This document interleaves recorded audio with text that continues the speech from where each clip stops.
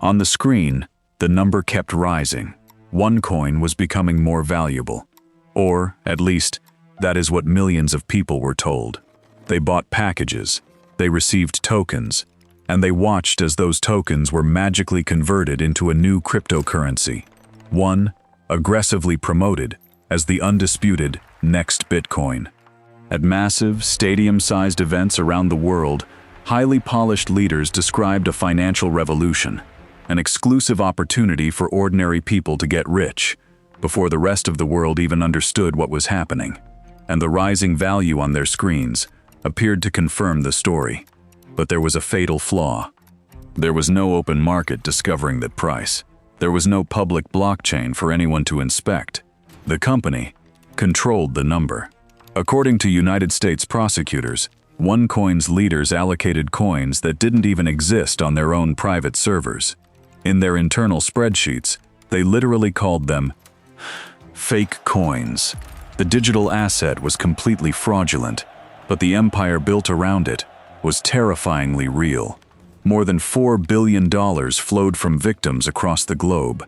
Millions of people were absorbed into an intricate network of sales leaders, offshore bank accounts, and promises of unimaginable wealth. You see, OneCoin didn't actually need to function like Bitcoin. It only needed people to believe they were early. The story begins in 2014 with two architects, Karl Sebastian Greenwood and Ruja Ignatova.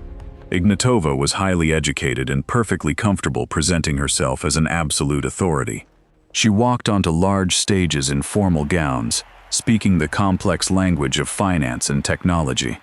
Greenwood, meanwhile, engineered the underlying sales machine.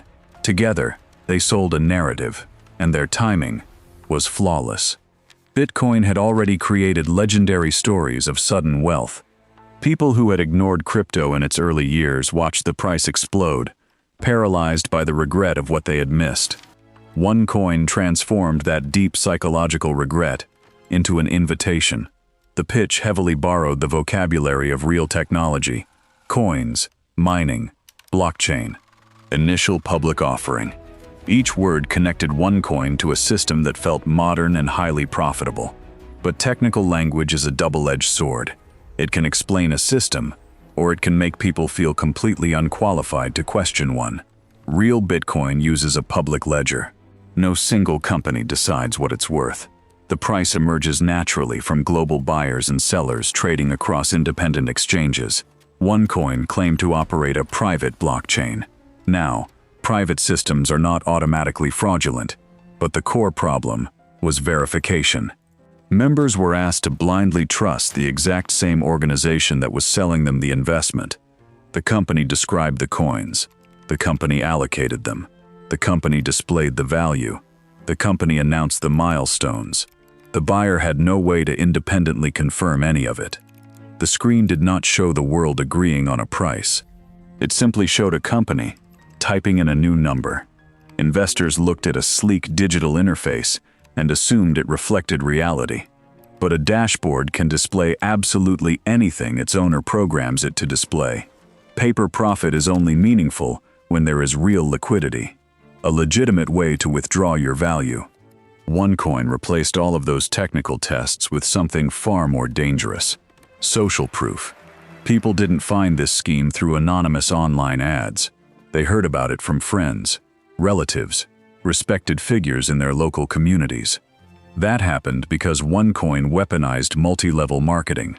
Members received commissions for recruiting others. Instantly, a customer became a salesperson.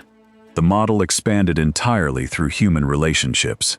A stranger selling an unknown coin might be ignored, but your family member showing you their massive apparent gains, that demands attention. This network turned personal credibility into a distribution channel, but it also did something else. It made doubt socially expensive. Questioning OneCoin meant questioning the judgment of the person who introduced you. Admitting uncertainty threatened not only your investment, but your reputation. This is exactly how recruitment becomes self-reinforcing. New sales generate commissions. Commissions appear to prove the opportunity works. Visible success attracts more buyers. The system can grow explosively, even when the underlying asset has absolute zero independent value. And the scale of this problem was staggering. A fake coin alone cannot collect billions. The promoters needed stadium events, legal structures, translated materials, and systems for laundering massive proceeds. They needed a story that could travel across cultures.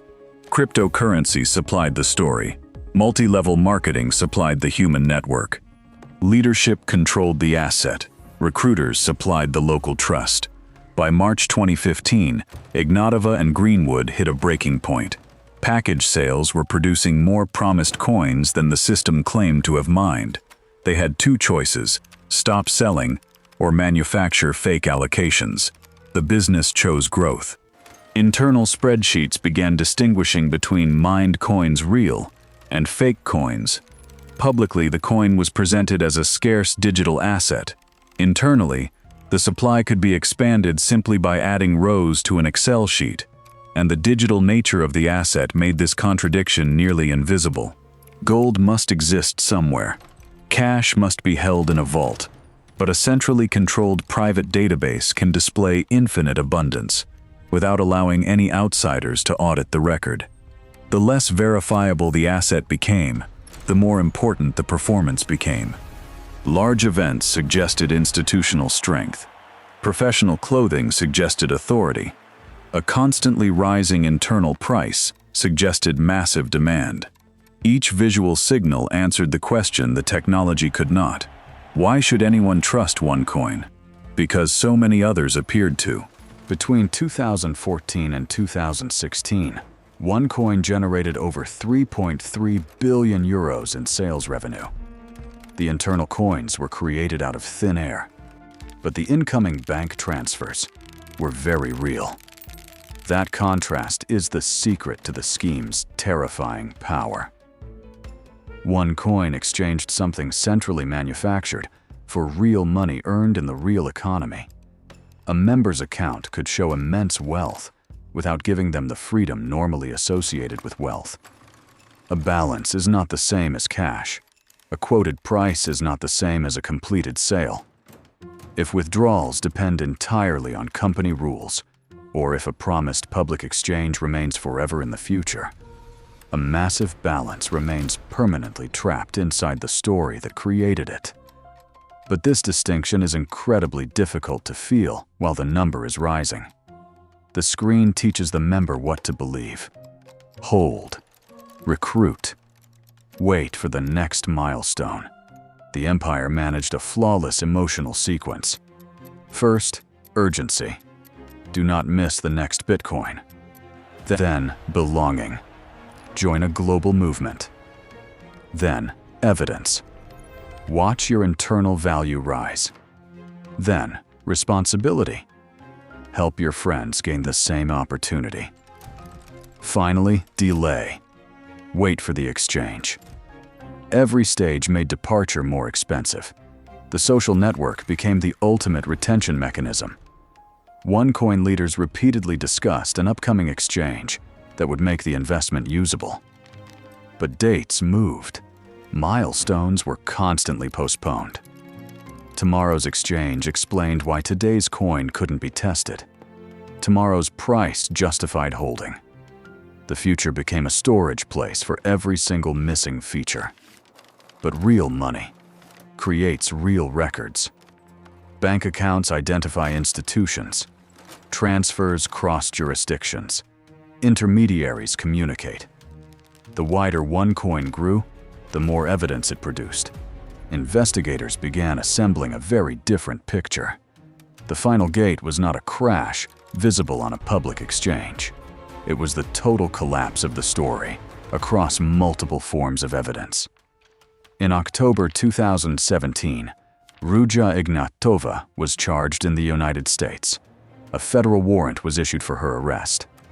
On October 25th, she boarded a flight from Sofia, Bulgaria, to Athens, Greece, and completely disappeared from public view. The person marketed as the Crypto Queen was gone. But shockingly, the network did not vanish. Her younger brother stepped into leadership. Recruiters still had financial incentives. Members had massive sunk costs. The empire had enough momentum to continue repeating the story, even after its central symbol disappeared. Slowly, law enforcement tore through the structure. Karl Sebastian Greenwood was sentenced to 20 years in prison. The head of legal and compliance, the very person supposed to protect financial systems, pleaded guilty to wire fraud and money laundering. But Ignatova remains a ghost, added to the FBI's 10 most wanted fugitives list.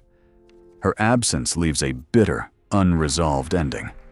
The crypto queen disappeared. The victims remained.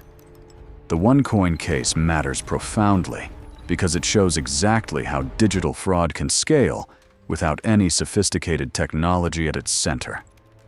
The blockchain claim was weak, but the human system was strong.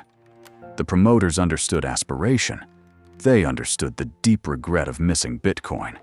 They understood that people trust the friend standing near them far more than distant technical critics.